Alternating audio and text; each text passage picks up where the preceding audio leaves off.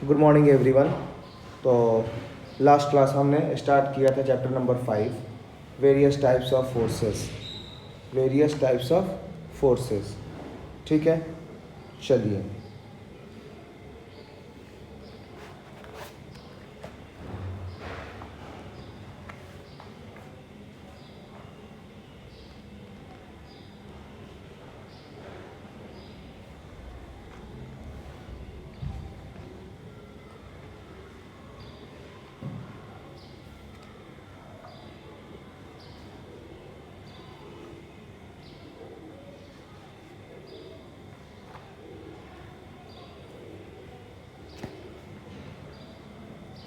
हम एक एक करके सारे फोर्स की बात करेंगे। सबसे पहला जो हम जा रहे हैं फोर्स के बारे में बात करने, वो रहेगा आपका आयन डाइपोल अट्रैक्शन। वो रहेगा आपका ion dipole attraction. Ion dipole attraction.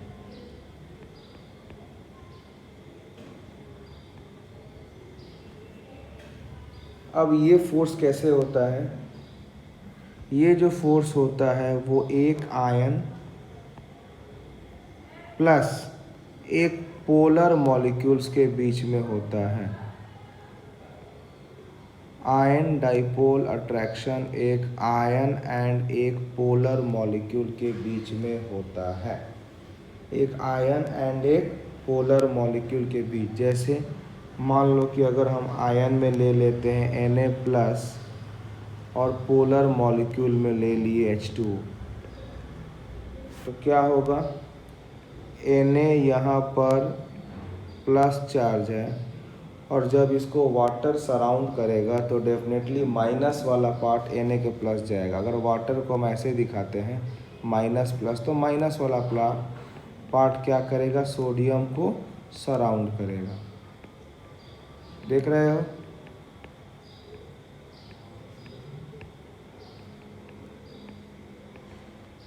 तो ये हमारा हो गया आयन डाइपोल। एक हमारा आयन है और दूसरा डाइपोल, मतलब जहाँ पर दो पोल हो, एक पोलर मॉलिक्यूल्स। तो ion dipole attraction always occurs between ion plus polar molecules. जो दूसरा हम जा रहे हैं बात करने, वो रहेगा हमारा डाइपोल डाइपोल अट्रैक्शन।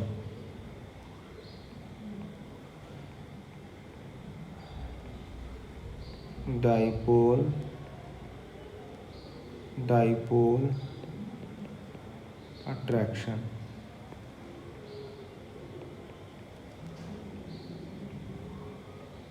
दूसरा रहेगा हमारा डाइपोल डाइपोल अट्रैक्शन। अब डाइपोल डाइपोल अट्रैक्शन मीन्स ये दो पोलर मॉलिक्यूल्स के बीच में होगा, पोलर प्लस पोलर। दो पोलर मॉलिक्यूल्स हैं, उन्हीं के बीच अट्रैक्शन होगा। जैसे मान लो अगर एक पोलर है प्लस एंड माइनस और दूसरा को ले लिए प्लस एंड माइनस, तो ये प्लस एंड माइनस आपस में क्या करेंगे? अट्रैक्शन करेंगे।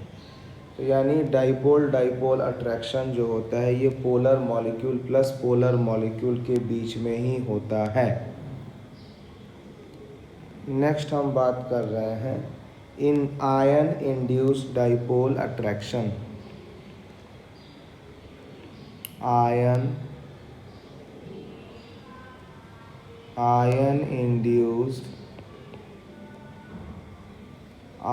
Induced dipole attraction.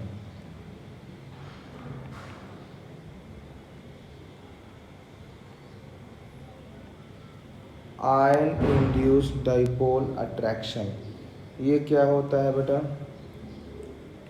ये एक ion plus non polar molecule के बीच में होता है। ये होता है ion plus non polar molecules के बीच में होता है। जैसे मान लो आपने कोई भी आयन ले लिया और एक ले लिया Cl2, दोनों बराबर है तो कोई ना इलेक्ट्रॉन गेन ना इलेक्ट्रॉन लॉस शेयरिंग होगा, तो नॉन पोलर। तो आयन एंड नॉन पोलर के बीच में आयन और अगर नॉन पोलर के मॉलिक्यूल्स के बीच में अगर अट्रैक्शन होगा तो इसे हम बोलेंगे आयन डाइपोल अट्रैक्शन। नेक्स्ट हमें देखना है dipole induced dipole force. Dipole induced dipole force. Next हमें देना है डाइपोल इंड्यूस्ड डाइपोल फोर्स। ये आपको जो है ये polar molecule plus non polar molecule के बीच में होता है। पोलर एंड नॉन पोलर, जैसे मान लो HCl, ये हो गया पोलर और साथ में हम ले लिए Cl2। तो एक आपका पोलर हो जिसे हम डाइपोल बोलेंगे और एक आपका नॉन पोलर हो जहाँ डाइपोल इंड्यूस्ड हो। इन दोनों के बीच में जो अट्रैक्शन होता है उसे हम क्या बोलते हैं, डाइपोल इंड्यूस्ड डाइपोल फोर्स। और लास्ट वाला आपका आता है instantaneous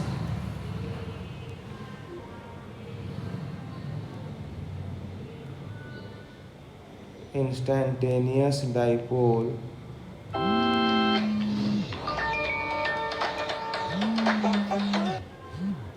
instantaneous dipole induced dipole.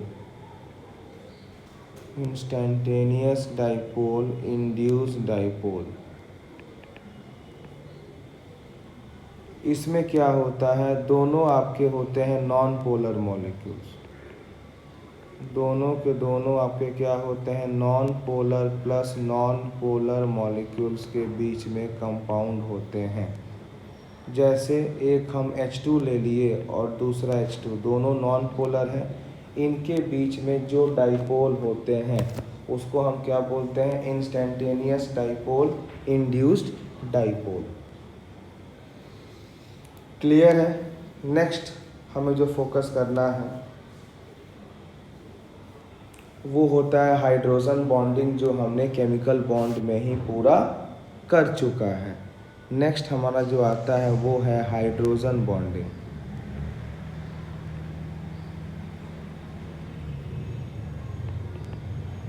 तो क्या होता है, जब हाइड्रोजन आपका बॉन्ड आइदर नाइट्रोजन से बनाए या ऑक्सीजन से या फ्लोरीन से, तभी हम बोलते हैं nitrogen bonding. When nitrogen makes bond with nitrogen और ऑक्सीजन और fluorine, the bond so formed is hydrogen bond. अगला हम बात करते हैं थर्मल एनर्जी।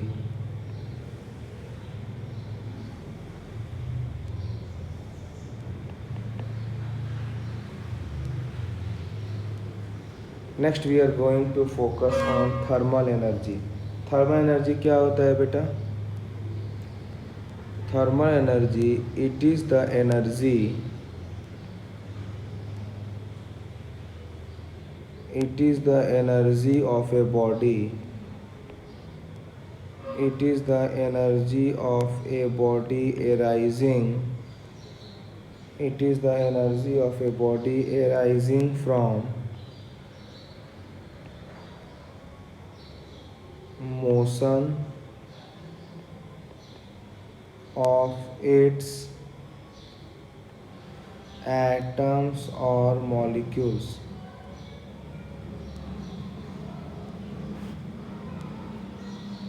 क्लियर है। नेक्स्ट हम बात करते हैं बेटा वेरियस गैसेस लॉ का। Next we are going to focus on various gases law. कौन कौन सा गैसेस लॉ है, हमें कौन कौन सा पढ़ना है, ये सब के बारे में हम जा रहे हैं इस पर फोकस करने। तो गैसेस लॉ में जो सबसे पहले आपके गैसेस आते हैं, जो सबसे पहला गैस आएगा गैस लॉ, वो रहेगा बॉयल्स लॉ। तो सबसे पहला आएगा वो रहेगा बॉयल्स लॉ।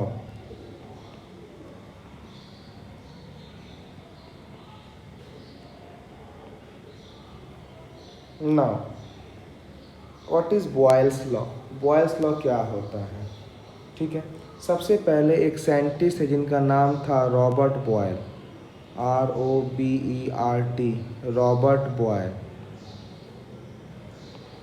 उन्होंने बॉयल्स लॉ के बारे में इंफॉर्मेशन दिया था।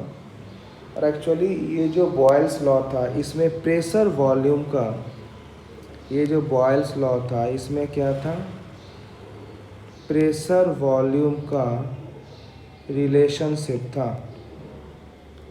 प्रेशर वॉल्यूम का रिलेशनशिप था किसमें?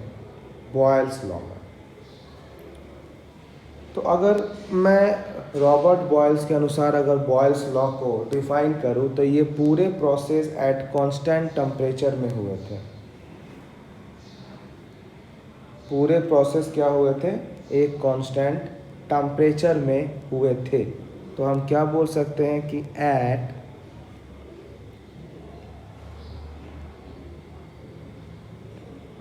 At constant temperature, at constant temperature the pressure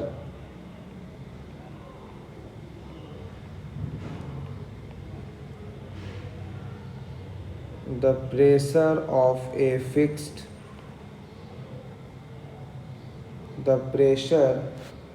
fixed amount of gas, the pressure of a fixed amount of gas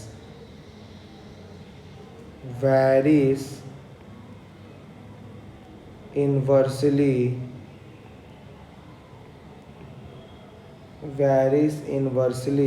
with its volume,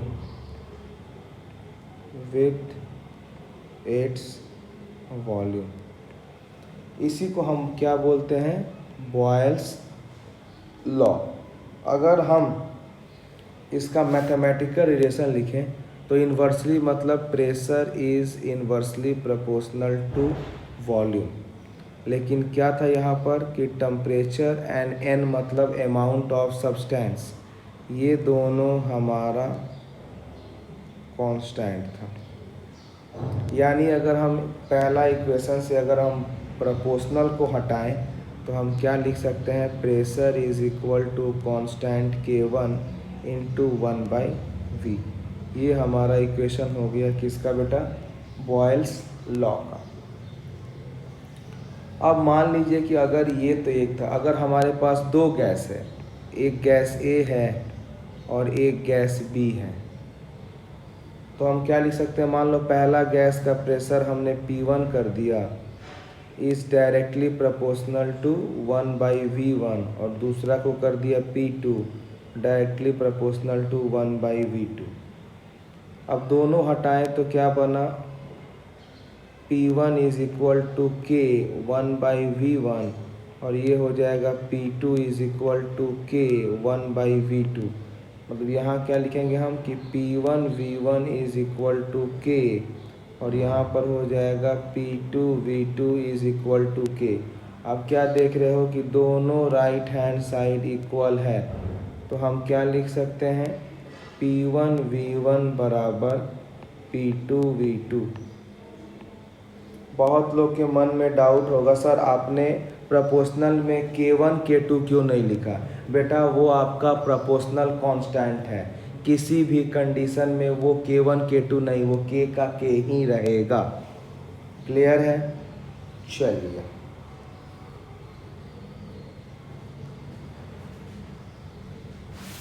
next, अगर इसका हम ग्राफ की बातें करते हैं बेटा,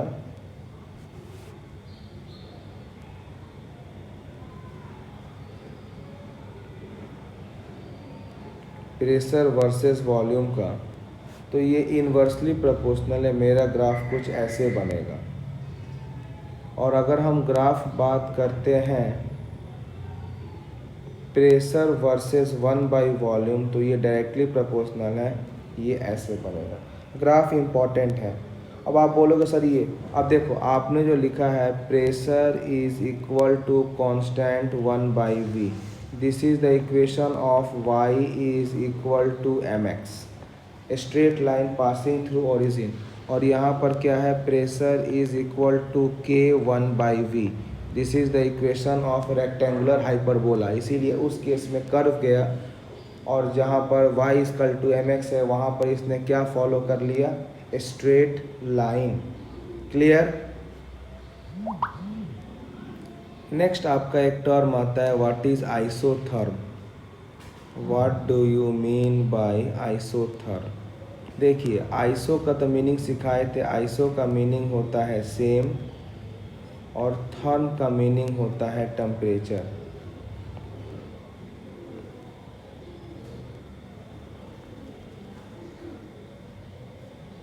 तो आइसोथर्म का मीनिंग क्या हो जाता है बेटा, सेम या कांस्टेंट टेम्परेचर। तो ये भी याद रखिएगा, आइसोथर्म का मीनिंग होता है सेम टेम्परेचर और कांस्टेंट टेम्परेचर, सेम टेम्परेचर और कांस्टेंट टेम्परेचर।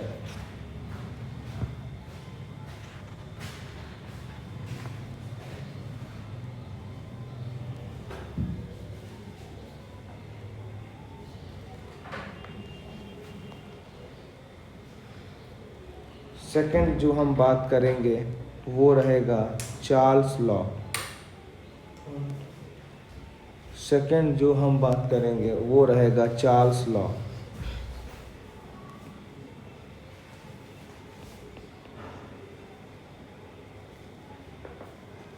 चार्ल्स लॉ का अगर हम बात करें तो ये हो जाता है टेम्परेचर वॉल्यूम रिलेशनशिप। ये हो जाता है आपका temperature volume relationship.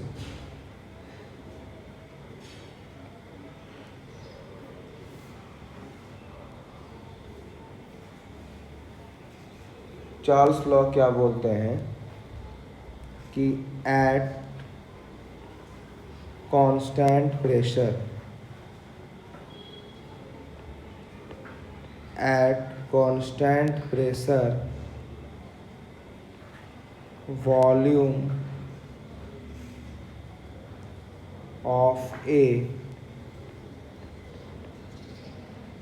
Volume of a fixed mass, volume of a fixed mass of a gas is directly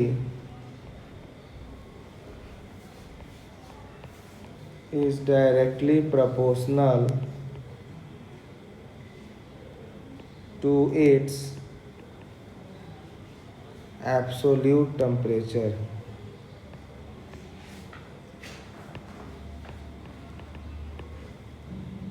मतलब हम क्या बोल सकते हैं इसको, volume is directly proportional to temperature, और अगर यहाँ से हम प्रोपोर्शनल साइन हटाएं तो हो जाएगा volume is equal to KT, volume is equal to KT।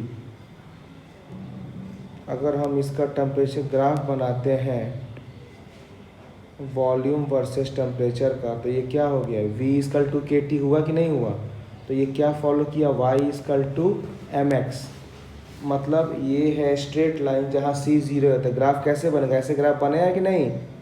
तो ये हमारा हो गया ग्राफ। अब आप क्या देख रहे हो कि इसमें प्रेशर कांस्टेंट है, तो उसे क्या बोलते हैं, आइसोबार। क्या हम बोलते हैं, आइसोबार। आइसोबार का मीनिंग क्या होता है, आइसो मीन्स होता है सेम, और बार क्या होता है, बार मीन्स वो बार नहीं जो आप लोग समझते हो, बार मीन्स यूनिट ऑफ प्रेशर। तो ये हो गया प्रेशर। तो आइसो बार का मीनिंग क्या हो गया, सेम या कांस्टेंट प्रेशर, सेम या कांस्टेंट प्रेशर। तो आप लोग ने अभी दो नया टर्म सीखा, एक आइसोथर्म मतलब क्या होता है बेटा, जहाँ पर आपका टेम्परेचर कांस्टेंट हो। आइसोबार का मतलब होता है जहाँ पर क्या हो, आपका प्रेशर कांस्टेंट हो। ठीक है। नेक्स्ट एक वेरी इंपॉर्टेंट पॉइंट है कि all gases obey Charles law at very low pressure and high temperature. At very low pressure and high temperature पर ये लोग कैसे बात करते हैं, चार्ल्स लॉ को ओबे करेंगे। नेक्स्ट हम बात करते हैं गे लूसेक law.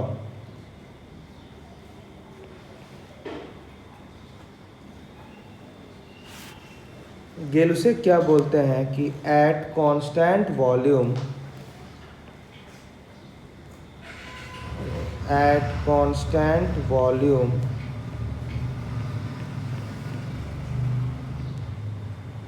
pressure of a fixed amount of gas varies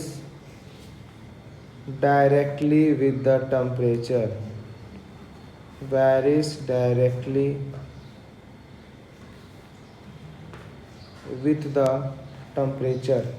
तो हम क्या बोलेंगे, pressure is directly proportional to temperature. यानी हम ऐसे बोल सकते हैं pressure is equal to KT, K constant है। अब देखो, जब टेम्परेचर था कांस्टेंट तो उसको हमने क्या बोला था, जब आपका टेम्परेचर रहा कांस्टेंट तो हमने क्या बोला, आइसोथर्म। जब आपका प्रेशर रहा कांस्टेंट तो क्या बोला, आइसोबार। जब वॉल्यूम रहा कांस्टेंट तो क्या बोलते हैं, आइसोकोर। बहुत लोग इसको आइसोचोर बोलते हैं, लेकिन ये आइसोकोर है। Isochore means where your volume is constant. ये सारे टर्म्स आपके फिजिक्स या केमिस्ट्री, जब आप थर्मोडायनेमिक्स पढ़ोगे तो आएगा। इसे हम क्या बोलते हैं, आइसोकोर, मतलब जहाँ पर हमारा वॉल्यूम कांस्टेंट है। अगर इसका हम ग्राफ बनाते हैं प्रेशर वर्सेस टेम्परेचर का, तो ये स्ट्रेट लाइन आया। क्यों? क्योंकि इसका रिलेशन है P is equal to KT, मतलब ये फॉलो करेगा Y is equal to mx, straight line passing from origin.